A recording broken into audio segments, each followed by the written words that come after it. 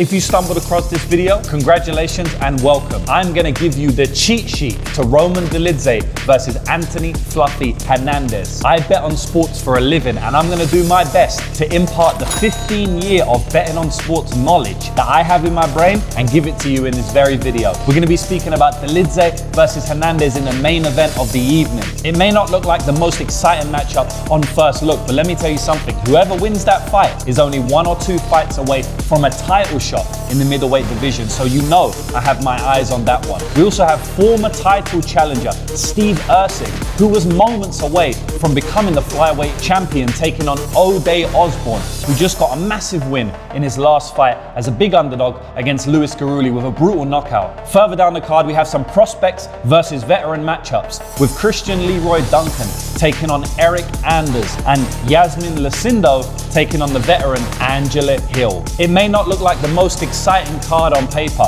but if you know anything about the UFC, you will know that these fight cards often turn out to be bangers. And if I can give you one piece of wisdom in the intro, it will be that as sports bettors, we're not looking for the most exciting fights, we're looking for the most exciting positions to put our money in so we make profit. So let's run the intro and get straight to the breakdown.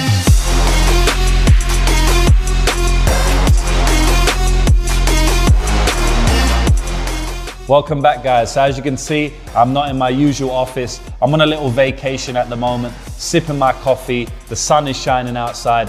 I'm feeling very good. And I'm feeling extra pumped up to talk about this fight card with you. As I said, I bet on sports for a living, and the ability to be able to talk about sports with you and to grow my brand while doing it and to get paid extra money while doing it, I'm in a very privileged and blessed position. As I said, I've been betting on sports for over 15 years now, consistently for 10 years. And on these videos weekly, I'm doing everything in my power to try and help you become a better sports bettor. Now, look, I'm not invincible. I don't win every week. You know, a lot of these prediction, pick, betting channels will never show you losses. I show you and own up to all the losses I have. I'm third-party tracked on a website called betmma.tips, which means I cannot fake my record. You can see every bet I've ever placed on MMA over the last 6 years, win, lose, or draw, so I cannot hide. And we had a rough couple of weeks a few weeks ago. You know, I had bet on Carlos Leal to finish Muslim Salikov, and because he lost, I ended up having a losing night on that card, which was very frustrating because we had some great bets on that card, like Asu Almabayev, Bryce Mitchell as an underdog, which I gave out to you on this very channel, Rene Derrida as an underdog, which I gave out to you on this very channel, but I ended up losing because I put too much money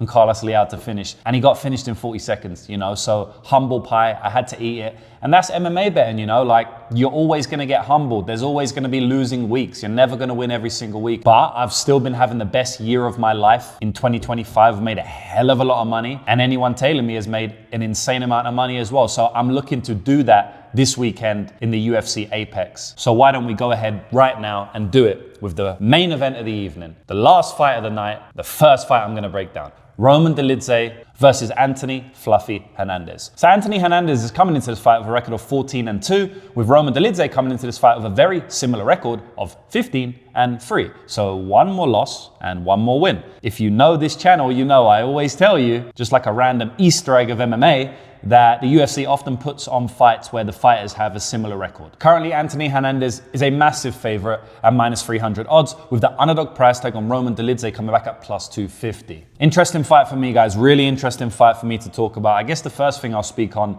is Anthony Hernandez's last fight against Brendan Allen. And the reason I mention that is because I had a max bet on Anthony Hernandez in that fight. But man, it wasn't as dominant as I thought. Now, I broke the fight down pretty perfectly on this very YouTube channel. I gave you Anthony Hernandez as the pick, as the lean, and I said that the fight would go almost exactly the same way as their first fight, and it did. I thought Anthony might be a little bit more dominant. I thought he'd get reversed a little bit less. It wasn't to be. He still won cleanly, but he made it a sweat, right? But Brendan Allen is a solid fighter, and he proved himself against Marvin Vettori, who I do think is a little bit washed, and we will speak about Marvin Vettori soon because Roman Dolidze fought him. But I still think Brendan Allen's a top 20 fighter, top 15 maybe, right? When Allen fought Fluffy, he was actually ranked number 9. While I don't think he's the 9th best middleweight in the world, I will put him in that top 15, top 20 range, as I mentioned. So, you know, Fluffy beat him twice now. It's impressive. Now, that fight was very much like their first fight, as I said, like a bunch of scrambling, Both fighters got the back, both fighters got top position, both fighters landed damage, but Fluffy was able to come out on top in the scrambles. And that's what he does against everybody he fights, man. He puts you through a washing machine. He wants to be in the grappling, right? He doesn't want to be out on the feet. He's got a couple of decent kicks and some serviceable boxing, but he don't want to be there. He wants to be up against the cage, pressing his head into your chest, pressing his head into your head, grinding you, taking you down, taking your back, putting the hooks in, leaving the hooks out. Like, this guy wants to basically grapple for 15 or 25 minutes, make you more tired than he is, and then cinch up a front headlock. Like, that's his MO for the most part. But boy, does this guy put himself in danger. I mean, go back to that Brendan Allen fight, boys. Like, Brendan Allen is in some dangerous positions. About a minute into the fight, Brendan Allen half takes Fluffy's back. Now, Fluffy has the whizzer and he's able to counteract it, but it's just not the best visual because it's like he's always in a position to be hurt or getting his back taken. And I mean, it's happened before, right? Like, Michel Pereira landed a solid shot on him in the first round, didn't go crazy for whatever reason, but he hurt him there. Kevin Holland knocked him out. By the way, to the body as well, early. He's been hurt to the body by Roman Kopylov. You know, that was a shaky fight before he got the submission, in a fight that we picked him to get the submission as well. You know, we bet on him to get the submission in round 2 and round 3, but it looked a little bit shaky on the feet. I mean, it's like no matter who this guy fights, he cannot stay away from danger. He never has a clean performance for the most part. It's going to come back to bite him at some point. It already has in his career, and I genuinely think it's going to come back to bite him. Brendan Allen had him in a rear naked choke in the first round of the last fight, and he won the round because of that late 1 to 2 minute burst where he, you know, got top position, took his back, put him in a rear naked choke, and that all started because Fluffy tried to take his back, if I remember correctly, and fell off the back. Right? So, like I said, nothing's ever straightforward with this guy. He's putting himself in danger. He's falling off the back. He's putting himself in chokes. We speak about chokes. Go and look at his other fight.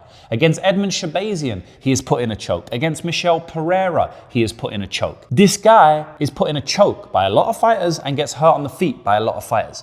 But he is a winner. He keeps coming through and winning. I especially love his front headlock. You know, he's very good with the DAS, with the guillotine, the modified guillotine, like whatever you want to call it. Any front headlock, he's very good with it. And, you know, that's a great weapon for him. Now, speaking about his opponent, Roman Dolidze, very different fighter. Likes to stand up, likes to throw heat on the feet. He's a very big, physical, strong marauder. Good chin, much better durability than Fluffy Hernandez in my opinion. Hits way harder in my opinion. More dynamic with the type of strikes he can throw in my opinion. Even though he seems a little bit more wooden and stiff. I mean, Dolidze is the one knocking people out with a knee. Hitting huge knees on Nassourdine Imavov late into the fight. Knocking people like Kyle Dorcas out with huge knees. Whereas Fluffy Hernandez, I mean, he's not doing too much on the feet. You know, he looks a little bit more loose, but he also looks just a little bit more shaky, off balance. Like at any point you could hurt him, wobble him, and you know, I don't see the same from Dolidze. Dolidze, I feel like is probably a bit more hittable. He's a bit more plodding, he's a bit slower. His footwork's a little bit more basic, but it's effective pressure, you know? It's like saying a Muay Thai fighter is more hittable than a wrestler. Well, of course, because for the most part, the wrestler's like, you know, wrestling. So it's hard to hit them when he's wrestling. When Fluffy's on your back, it's hard to hit the guy, you know? Whereas Dolidze kind of just walks in front of you and lands big shots, and he's hittable because of that. And we saw it in the Nassourdine Imavov fight, you know, he got hit a lot in that fight. Even in the Vittori fight, he got hit a lot in that fight. In both of those fights, he got hit a hell of a lot. Roman Dolidze excels in his finishing ability. And he also excels in some of his sweeps. I mean, man, I could speak about this fight for hours, boys. I'm going to try and make it a little bit more concise because I really could go in depth on this fight for about 60 minutes. I could make a video on this for sure, easily, you know? I want to speak on this fight though about what is likely to happen. What do we know? We know for a fact that Fluffy Hernandez is going to go out there and shoot takedowns and shoot a ton of them. So the next logical question as a sports bettor, as an MMA analyst is, okay, how is Dolidze going to deal with the takedowns, right? So then we look at Dolidze's tape. We go and look at how he has dealt with takedowns in the past. Well, first of all, if you go look at UFC stats, you'll see that he has a 33% takedown defense, which is a very bad rating, right? Like if you're fighting Fluffy Hernandez, you definitely don't want to have a 33% takedown defense rating. But the reason why you can't rely on stats only and tape is king in MMA betting, as I've been saying to you guys for the last 6 years, is because you will go back and watch fight like Jack Hermansson, and you will see that the only reason Roman Dolidze was taken down 2 times in that fight is because he allowed Jack Hermansson to do it. I'd say with the second takedown, it was a legit takedown, but the first takedown, which happened in the first round, Roman Dolidze jumped for the guillotine, right? Jack Hermansson shot a very good double leg. He's very good at double legs, Jack Hermansson. And instead of trying to defend the takedown, Roman Dolidze is actually a grappler by nature. I know I just told you that he likes to stand and bang. He does in MMA, but he's actually a grappler by nature, right? He initially was a grappler, and he's got solid grappling credentials, and he has shown some very good grappling in MMA and the UFC. He just prefers to stand and bang and like reverse you if you shoot in on him. He's not really out there getting takedowns consistently. He will shoot, but not as much as he likes to stand and bang. Now, going back to that takedown attempt, right? So Jack Hermansson shoots in, and instead of stuffing the takedown, Roman Dolidze tries to wrap up a guillotine, right? Jack Hermansson's smart. He's a grappler himself. He's a wrestler grappler.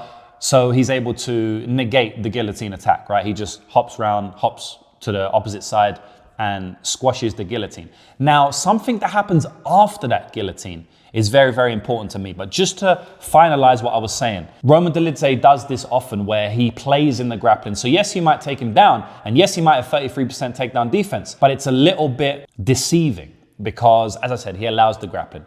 So, moving on. What happens right after that takedown? Well, Roman Dolidze is now on the ground, right? Because he tried the guillotine, but he failed the guillotine. So what he does then impresses me massively. And I think it says a lot about this fight specifically, which is he is able to get a sweep over Jack Hermansson. If you don't know what a sweep is, it's a jiu-jitsu term. You're on the bottom, your opponent is on top of you, and then you're able to sweep them, right? And change the position, and now you are on top or in an advantageous position and the opponent's on bottom, right? Or in a disadvantageous position. And that's exactly what Roman Dolidze done, right? He's a leg locker, right? So he's playing the leg lock game. Now, I'm quoting this off my memory, but he goes for the armbar.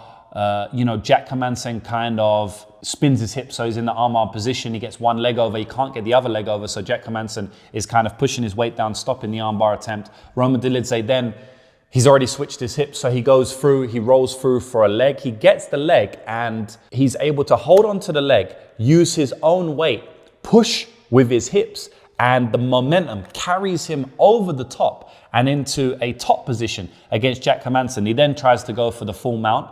Jack Hermansson carries through, tries to go for a takedown again. Roman Dolidze then stops the takedown. They're back up to their feet. So Roman Dolidze was taken down. He was in the bottom position.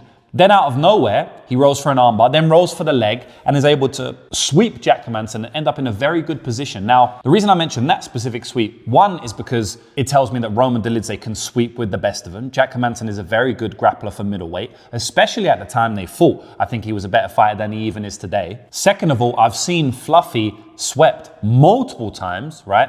And third of all, I've seen Brendan Allen have success with a very similar type of sweep. Now, shout out to my man Bluntforce, the GOAT of editing, the guy who edits my videos. Hopefully he can get this specific sequence up, but Brendan Allen basically goes for a similar sweep against Fluffy Hernandez. He doesn't get it, he doesn't execute it quite as well. I believe he doesn't go for the leg, but he goes for the arm instead in round 1. He tries to sweep. Fluffy is smart though, and he's able to counteract it. I don't think Brendan Allen is as good at that sweep or sweeps in general, or as strong as someone like Roman Dolidze though. So I feel like Dolidze, if he gets that position, he could sweep Fluffy Hernandez here and turn it into top position, or go for a guillotine of his own, or even try and rip the arm himself. Like, I'm pretty sure Dolidze is going to cause Fluffy big problems early in this fight, just like he did to Jack Hermansson, which led to a finish in round 2 and led to a sweep in round 1, and just like Brendan Allen did to Fluffy Hernandez in both of their fights. And that was his very last fight, right? So it's not like he's improved a bunch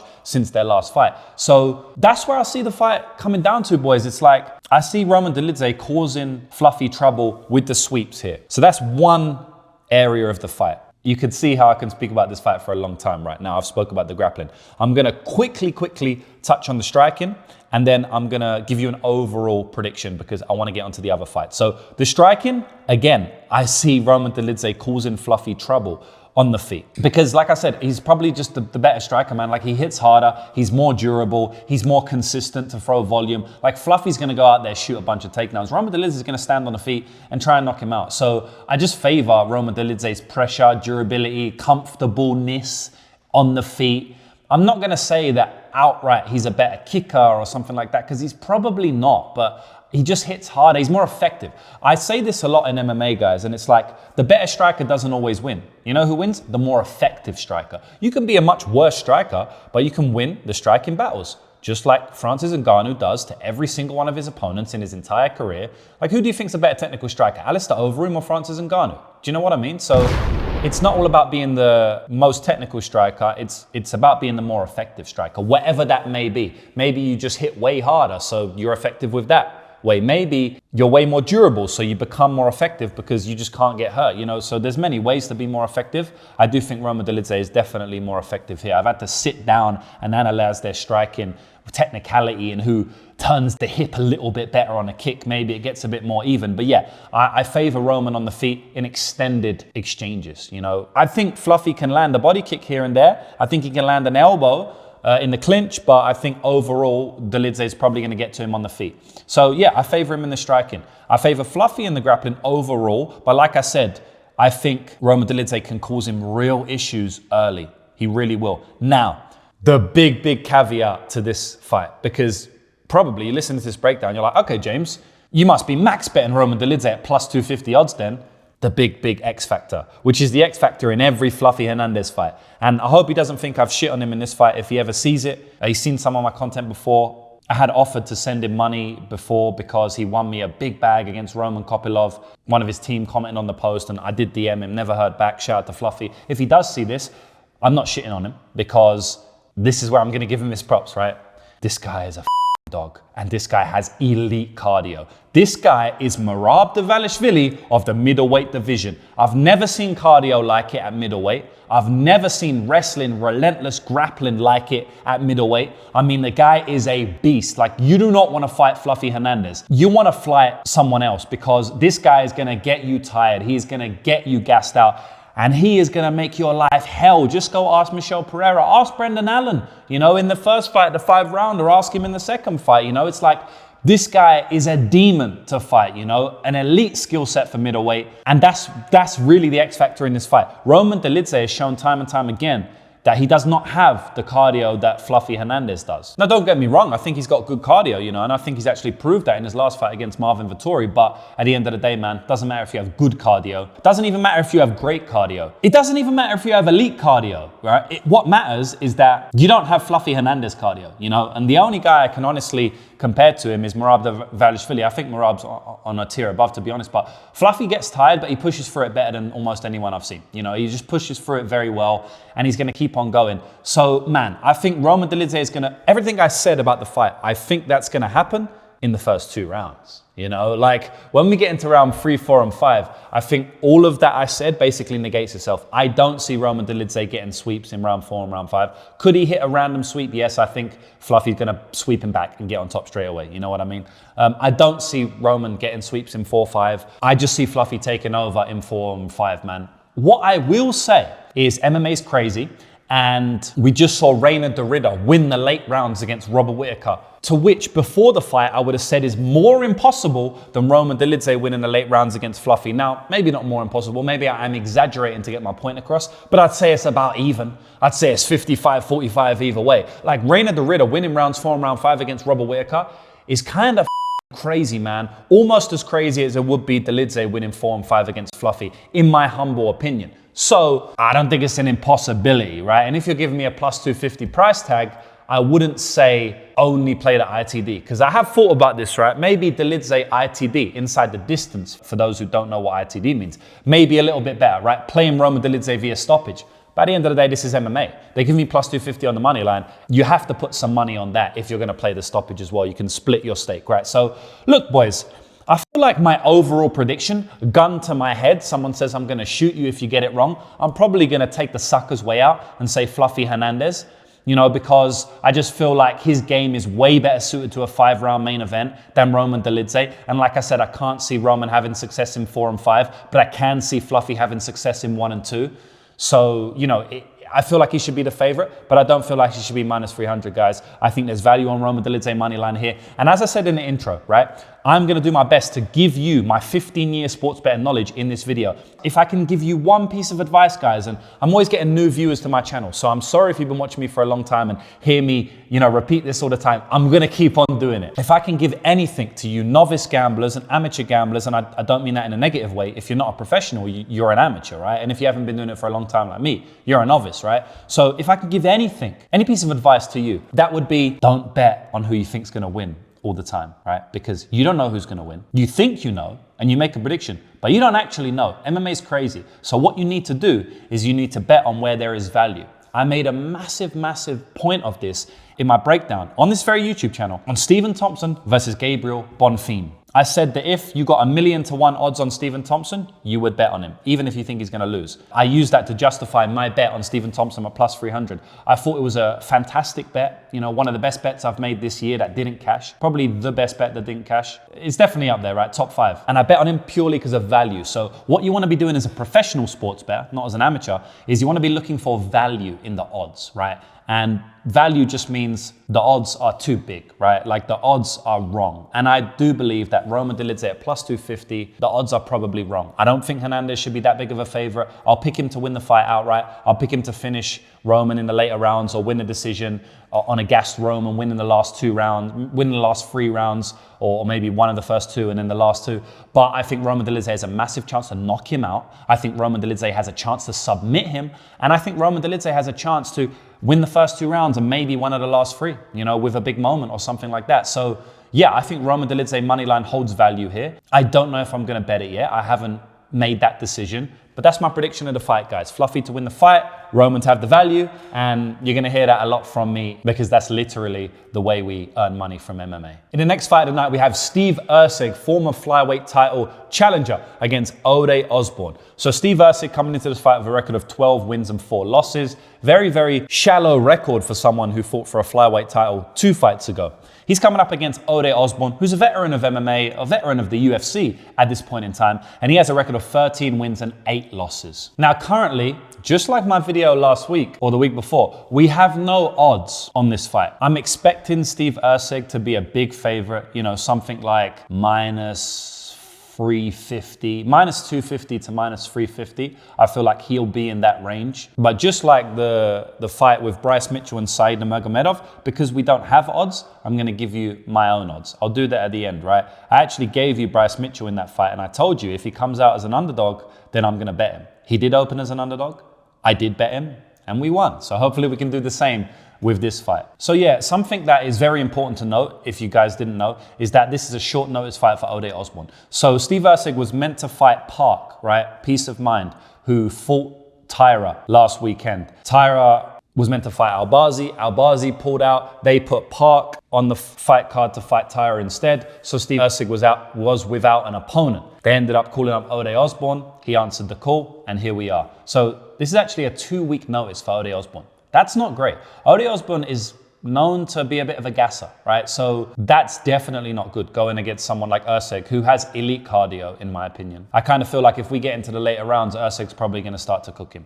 He could cook him early as well, but I feel like Ode's probably going to get tired under the pace of Erceg if the fight gets into the later rounds. Now, I think Ode's going to definitely want the fight to finish early, not only because he's probably going to gas if it goes late, but also just because I think he's technically outgunned here. So the only way he's going to win is probably by a knockout. And yeah, it probably has to come early, right? Like I don't really see him getting a 3rd round comeback KO after being outgunned technically for the first 2 rounds. It's kind of unlikely, not only because of the cardio, but just because he's a step below technically, right? So he's probably gonna need to start fast, start early. Don't let Erceg get his reads. Don't let Erceg turn it into a technical kickboxing MMA fight and land a massive shot like he did against Garuli, put him down, finish him. We know Erceg can be hurt. He's been hurt in multiple fights in the UFC. Kai Kara France had him out completely. Alessandro Costa hurt him. Like, the guy can be hurt, right? His chin's there to be cracked. And Ode Osbourne, if he can do anything, he can crack your chin.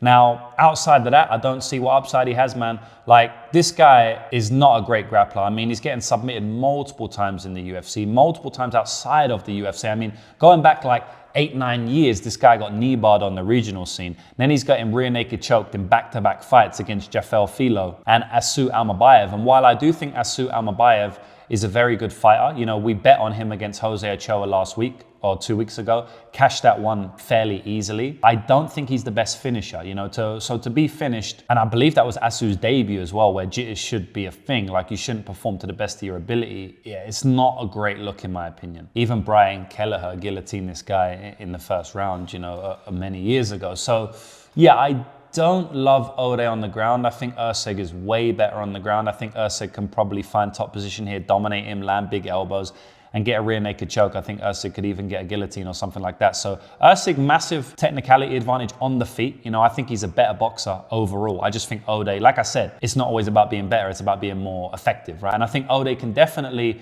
challenge Erceg by being a little bit more effective, at least early, with his speed and power and his physicality and his athleticism.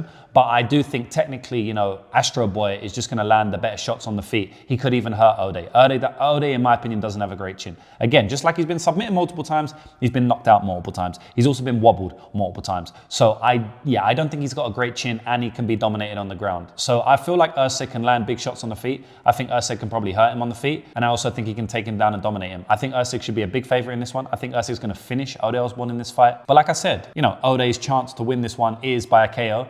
And it definitely is possible. You know, Steve Erceg is coming into this fight on a 3-loss streak. You know, it's tough to rebound from 3 losses. Now, he fought 3 of the best in the division with Alejandro Pantoja, Brandon Moreno, and Kai Kara France. Like, those are not easy fights, you know, but he lost all of them. And outside of the Pantoja one, which is crazy because he's the best fighter, he lost them cleanly. You know, the Brandon Moreno fight wasn't that close. I felt like could have been, you know, if he pushed it a bit more. It wasn't a bad performance against Brandon Moreno. It was a weird one. Maybe he was a bit worried after getting knocked out brutally against Kai Kara France in his last fight. He just fought a little bit more defensively there. But yeah, he didn't get blown out of the water in that one or against Pantoja. But at the end of the day, he lost cleanly in both fights, you know, against Kai and against Moreno. So it's going to be tough, man. He's got 3-fight loss.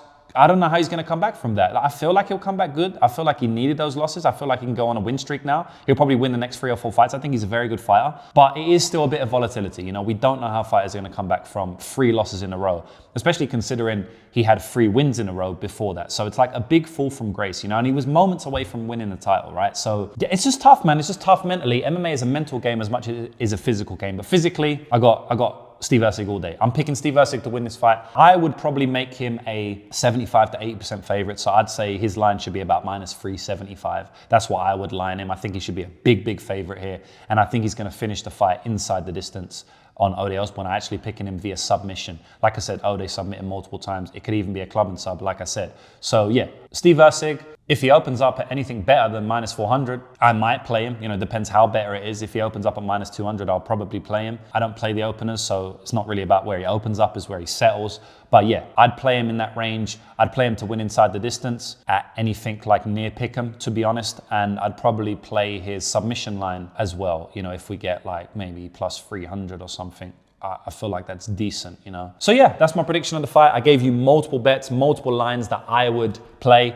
Hopefully we get some good stuff opening up on the books, but we will see. Steve Erceg to win this fight inside the distance is my prediction. The next fight on the card is the beginning of the 2 prospect versus veterans. We have Christian Leroy Duncan taking on Eryk Anders. Now, Christian Leroy Duncan coming into this fight with a record of 11 wins, 2 losses. Very shallow record in MMA. And by shallow, I don't mean bad. I just mean the guy hasn't had a lot of fights. You know, 13 pro fights is not a lot. Eryk Anders, on the other hand, 17 wins and 8 losses. So this guy's had 25 pro fights, you know. So you're talking basically double the amount of fights that CLD has. But the bookies don't care about that. Currently, they have Christian Leroy Duncan a -650 favorite, with the underdog price tag on Eryk Anders coming back at +475. Yeah, so this is an interesting fight. First of all, I look at the odds -650 and I do the tape and I'm like, oh, it's probably wide. I mean, you're talking about a -700 favorite, and they haven't been doing well in MMA lately. You know, we had Daniel Zellhuber there, kind of shit the bed against Michael Johnson at the same price tag. Kevin Holland comes to mind. Carlos Leal comes to mind. I mean, these guys, they all lost to -500 to -700 favorites. And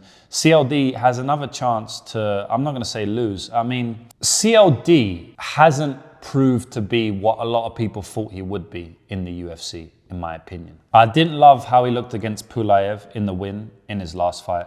I didn't love how he looked against Gregory Rodriguez. Didn't really do much there. I didn't love how he looked against Armin Petrosian. His only other wins, or his only other fights, are against the bottom of the barrel. Claudio Ribeiro, Dennis Talulin. I'm glad he's getting Hernandez here. I feel like it's a good middle ground. You know, he's even been fighting like pretty solid fighters, Gregory Rodriguez, Arman Petrosian, or like kind of bad fighters. I feel like Arman's probably similar to Hernandez to some degree, but he's probably a bit higher level. But this is a solid middle ground, you know. We're gonna see if CLD is for real here, because if he's for real, he'll get a finish. He'll get a finish because Eryk Anders has been dropped multiple times throughout his career, but lately especially. I mean, in his very last fight, where he ended up finishing Chris Weidman, let's not forget, he got dropped in the first round pretty badly, you know? He got dropped by a left hand when he was rushing in, closing the distance, and he does that very, very aggressively and kind of wildly.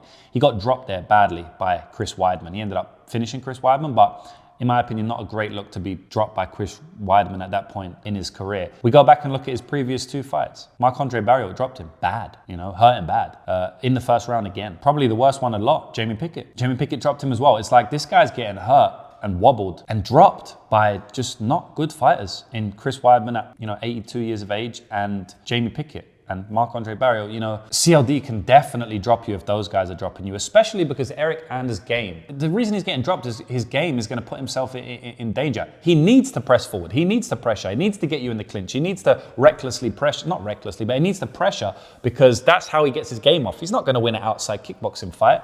He doesn't do that. He wins the fight by taking you down, grinding you like he did to Jamie Pickett. He wins the fight by putting crazy pressure on you, crazy clinch game like he did against Chris Weidman, you know, getting on top maybe, you know, using his heavy pressure.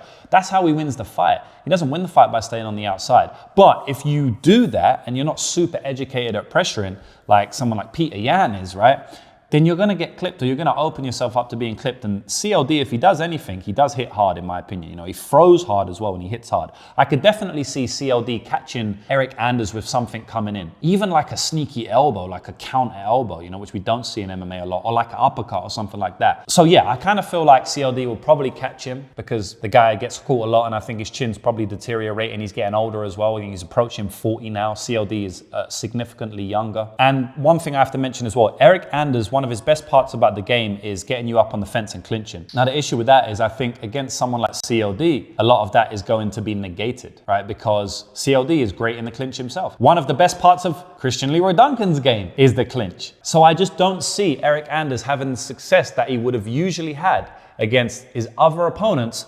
specifically against CLD, because he can match him. Now look, I still think Eryk can have success in the clinch. CLD is good in the clinch. He's not unbeatable, you know, so I still think Eryk can have success. And maybe CLD is going to like oblige him in the clinch to where some other fighters maybe would turn off, push him away and get back to the feet, which is probably the better idea against someone like Eryk Anders. So, you know, it may work against CLD because he knows he's so good in the clinch. Maybe he's going to play in the clinch, which is giving Eryk Anders his best path to victory. So, you know, there's a few ways I see this fight playing out. I can't say CLD should be minus 650. You know, that would be irresponsible of me as an MMA bettor. But what I can say is that Eryk Anders is old. He's got like an 8-year disadvantage here. He's been getting hurt in every single fight of his recent career against fighters who don't hit nowhere near as hard as Christian Leroy Duncan. They're not as vicious as him. They're not as young as him. And so I kind of feel like he's going to get finished in this fight. I'm predicting Christian Leroy Duncan to get a finish. But if it goes 50 minutes, it's probably going to be competitive. Like I could see it being competitive for sure. But yeah, I'll predict Christian Leroy Duncan to get a finish here. I think he's a bit too vicious, man. I think he's a bit too vicious. I think Eryk Anders is a bit too old, a bit too washed. But I can't play minus 650 Christian Leroy Duncan because if it goes 15 minutes, in my opinion, he's definitely not going to look minus 650. Or if he does, it means that his KO looked super live because he probably knocked him down 2 or 3 times, right? So yeah, my prediction, Christian Leroy Duncan to get this one by finish, perhaps even in the first round because Eryk seems to like getting hurt in the first round lately. The next fight on the card, Iasmin Lucindo versus Angela Hill, another prospect versus aging veteran. We have Iasmin Lucindo coming into this fight with a record of 17 wins and 6 losses, with Angela Hill having a record of 18 wins and 14 losses. So only one more win than Lucindo, but a hell of a lot more losses. But at the end of the day, Angie's been fighting the best of the best throughout her entire career. So currently, Iasmin Lucindo is minus 190 favorite, with the underdog price tag on Angela Hill coming back at plus 165. Now, the first thing I want to say is Angela Hill's 40 years old, and I think it's a good time to give her flowers. You know, she is kind of shit on by the MMA community to some degree. I don't really know why. She's a veteran of the sport. She seems like a funny girl. She seems like a good-hearted girl. She always goes out there and bangs. She never goes out there and lays an egg in the way where she doesn't try or give her best. You know, like, yes, sometimes she gets beat bad, like against Mackenzie Dern. But even in that fight, she's swinging for all 5 rounds, man. And she's very tough, very durable, hard to finish. I mean, this girl's fought the best of the best in the division, and she's always trying against all of them. Verna Jandiroba, it was 29-28. Tabitha Ricci, Mackenzie Dern, Amanda Lemos, very, very close fight. You know, Tisha Pennington, Tisha Torres back in the day. Yan Xiaonan in a very close fight. I mean, Jessica Andrade, like this girl has literally fought the best of the division throughout her entire career.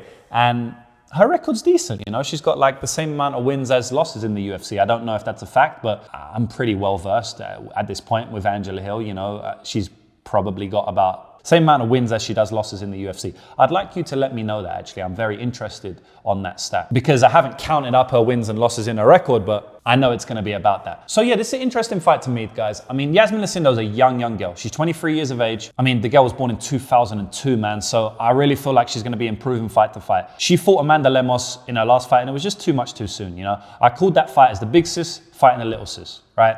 And you kind of saw that in the fight, you know. I actually thought Lucindo would get top position herself. She ended up getting taken down herself, you know. Amanda Lemos was the one getting top position. I don't think that was a great sign, you know, because Amanda Lemos, she's very, like, it's strange. She can be taken down, but she is still kind of physical. I feel like striking-wise, she's extremely physical, you know, like heavy shots in the clinch, brutal power, but she's a little bit shaky on the ground. You know, she can be taken down, she can be body locked, and that is Lucindo's game, you know. She's got the body lock takedowns. That's all she's really got. She doesn't have many more takedowns. Now, when she's on top, she's an extremely good grappler. Like, I think people don't understand how good Lucindo is on top. She's very, very good on top. She had that war with Iasmin Jauregui in her first fight on her UFC debut, and I think that confused everybody, and everybody was thinking that she was like a swang and bang type fighter. She's a grappler, man. She's a grappler. She fell in love with her striking, kind of annoying, but she's a grappler. She's a very good one as well. If she gets on top of Angela Hill in this one, it's going to be trouble for Angela Hill. I'll tell you that much now. Now, Angela Hill is elite and not getting finished, so I can't go out there and predict the finish. I'm not saying it's impossible though, but I can't go out there and predict it when she's gone to the ground with the likes of Mackenzie Dern and survived, you know? So I'm not going to predict that, but I will say that she's probably going to stay on the bottom the whole round, you know, like Lucindo's very strong on top, man. And I think she's going to be improving. It's very hard for me to break this fight down because I believe in Lucindo. She's one of my favorite girl fighters. I bet on her in her debut at plus 180 against Iasmin Jauregui. So, you know, even before the UFC, I like this chick. I think that she can improve and be a player in the division, like a legitimate player. I don't think she's there yet, but I'm not going to count her out. So I feel like, you know, the improvements will come. I think the upside is there. So it's tough for me to pick against her or bet against her when I feel like each fight she could be improving. I think she has the skill set, the athleticism to do it. I think if she gets her wrestling good, I think she can be a real player in the division.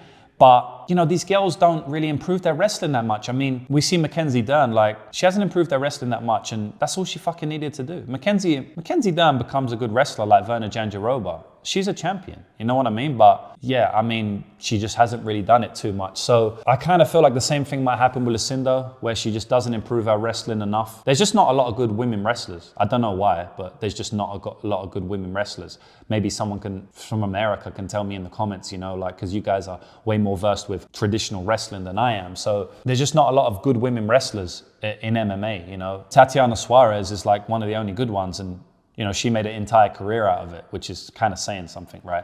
So yeah, I don't know if Lucindo will reach her potential, but I feel like if she gets her wrestling boots on, she could definitely win this fight, get some dominant top control. But man, Angie's a veteran, man. Like, I see this fight being close. I really do. Like, outside of a dominant top position, which I think she can get, but I can't bank on it because I haven't seen the wrestling from her. I haven't seen it, guys. You know, yes, she's got a couple of takedowns and shit, but I haven't seen it consistently enough. And all I've ever seen is really body lock. If she can't single leg, if she can't chain wrestle like Verna did to Angela Hill, you know, go back and watch that fight. Like, it's not easy to take Angela Hill down and ground her. It used to be, but it's not as anymore.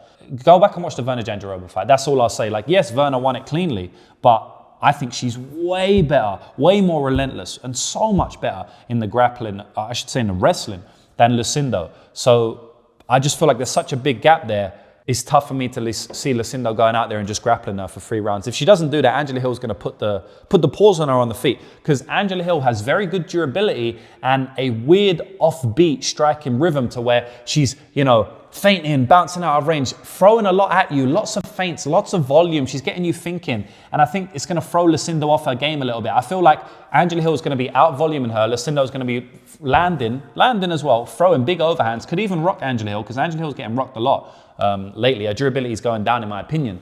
Ever since that Mackenzie Dern fight, you know, maybe before that, I'll have to go back and see her actual record, but I feel like her durability is not as good as it once was. So I can see Lucindo landing something big on the feet for sure, but, you know, Angela Hill's going to be out voluming her, and man, she's going to be clinching her up, elbowing in the clinch, kneeing. She's a veteran, man, and it's definitely a tough fight for Lucindo. Looking at the odds of plus 165 at Angela Hill, I kind of like it, but honestly, plus 165 is probably not going to be as good as her decision line. If her decision line is plus 210, which it probably will be, like, even though that's not a big difference, I definitely think that's more better. I mean, Angela Hill just ain't finishing girls at this point in her career. And I do think Lucindo is not just very tough, but like extremely tough. 23 years old, man. Decision loss against Iasmin Eryk, who hits hard, and Amanda Lemos. Like, yeah, I mean, this girl's fucking tough, bitch. Like, you can see that, right? So yeah, I'm gonna predict Lucindo wins the fight. Split decision, or she just gets like 2 rounds of top control. Yeah, that's my prediction. Lucindo wins the fight, but I kind of want to bet Angela Hill via decision here. But I don't want to stand in the way of the potential improvements of Lucindo. But I don't want to miss such an easy spot, because I really feel like this fight is going to be very close. And anytime you think it's going to be close, you have to bet the big underdog price tag, which I think the decision will be, right? So yeah, I'm sorry I'm not more solidified in my breakdown. Watch my video Parlay Madness later on in the week. Something I will say as well is that these are early breakdowns, boys. I record these videos over a week before the fights happen, because I'm putting them out right after the fights, right? Someone asked me on last week's video, why can't you do a recap like you used to do? I can't do a recap of last week's event because last week's event hasn't been yet, right? So this is Thursday, right? I'm recording this video. It's Thursday now, right? Park versus Tyra, they haven't fought yet. That's in 3 days' time, so I can't recap that event, right? So going back to the original point, it's like, I'm making this video super early. I'm gonna do more tape. I'm gonna look into things a bit more. My opinion may change in a week's time, right? This is 11 days out from the fight or something like that, right? So watch my video on my channel later on in the week. Go to my social medias. I'm gonna put out updated stuff on there. I'm not rigid in my bets or my picks, and this is another piece of wisdom I wanna impart to you as a full-time sports bettor. It's that you have to be willing to change your opinion, and you have to be open to new information and new thoughts as the week goes on. You know, you have to be able to do that. And sometimes it's tough for a content creator, because obviously you guys might hear one of my videos and then you might not see my video in the future. So you might get annoyed, like, oh, you say Kopylov will win and I bet on Kopylov and now he lost, like, you're an idiot. But at the end of the day, boys, I don't really give a f. Like, I'm not gonna stick to a prediction that I don't agree with now just because I don't want someone to be annoyed on the video. Like, I'm here to make money, you know what I mean? And like I said, I'll always give out you my updated thoughts. You need to follow along. You need to watch my Instagram, my Twitter. You need to watch Parlay Madness, which goes down 1 or 2 days before the fight. So it's all my updated thoughts. You need to sign up to my service and I'll give you my official picks and predictions. But yeah, a little bit of a rant there, guys, but I did drop in some wisdom there. So hopefully you take that home and it helps you become a better sports bettor. Speaking about my service, boys, I plug my service in every video because my service is good enough to plug. If you have been with me from the start, you're up over 500 units so far. You're at this point, you've gone full time. Like, if you started with a moderate bankroll, not even that big, then at this point in time, you would have been able to go full time as a full-time sports bettor. And I'm not saying that out of my ass. These are real stats. My bankroll ROI is 3,700%. So these are all stats that are third-party tracked on an independent website, right? So this is legit information I'm giving you. So if you want to sign up to my service, go to sublaunch.com/lucrativemma and you will get full access to all of my breakdowns for the entire fight card, all of my picks. We do PFL, we do the regional scene, we do Bellator, we do UFC, we do breakdowns for all, we do long shot parlays, we do long shot props. We also have a group chat where you can speak to me directly and bunch of the guys in the chat, and we watch the fights together on fight night. We speak about live betting. They speak about loads of other sports in there as well. Yeah, I mean, it's definitely a great service to join. Sublaunch.com/lucrativemma if you want to do that. And that's it. I do have one more thing for you, one special thing. If you want to get a free month to my service, then comment something good down below. You'll automatically be put into next week's Wheel of Fortune draw, where I'll pick a name out of the hat, and whoever the name is, I'm gonna give you 1 month free. Even if you sign up to my service, I'm just gonna add a month on to you for free. So right now we're gonna draw the Wheel of Fortune. I'm gonna show you how it's done. Everyone that commented on my last video, you've automatically been put in this week's draw of the Wheel of Fortune. I'm gonna spin the wheel now and we're gonna see who has won this week. All right, lads, spinning now. Let's go. Who's it gonna be? There's so many names there. Here we go, Carversen Yugi. Carversen Yugi, hopefully I said your name right. Congratulations. If you have won, all you need to do is comment down below, yo, I won. Screenshot proof of it, send it to my email, lucrativebettingtips@hotmail.com, and someone will verify you. I have your YouTube channel up right now. I'm gonna keep that there. I'm gonna make sure you actually comment on the video. So don't try and scam. I've got the YouTube channel. Send me an email. I'll get you in for free. If you haven't won, like I said, don't worry. You can still sign up. Sublaunch.com/lucrativemma. Real numbers, real profit, no hiding from losses, no fugazi, nothing bullshit like 99.9% of the other guys out there. It's a very scammy space. I pride myself in being someone who doesn't scam. So that's it, boys and girls. Thank you for watching the video. I appreciate you ever so much. I hope this one was a good one. I feel like we didn't only do the predictions, but I gave you a lot of knowledge and wisdom, which is what I always try and do. You know, I'm still learning myself. You know, I'm not the best gambler in the entire world. There's better gamblers out there than me. I like to think in MMA, I'm definitely one of the best, but I'm just trying to emulate the greats that came before me. You know, the older guys, the OGs in the space. I'm just trying to emulate their success, the gamblers who have gone clear, the gamblers who have made tens, even hundreds of millions of dollars. I'm trying to do that, and I'm trying to bring you along with me with these free videos I give every week. So with that being said, good luck on your bets, and I'll see you next week. Mwah.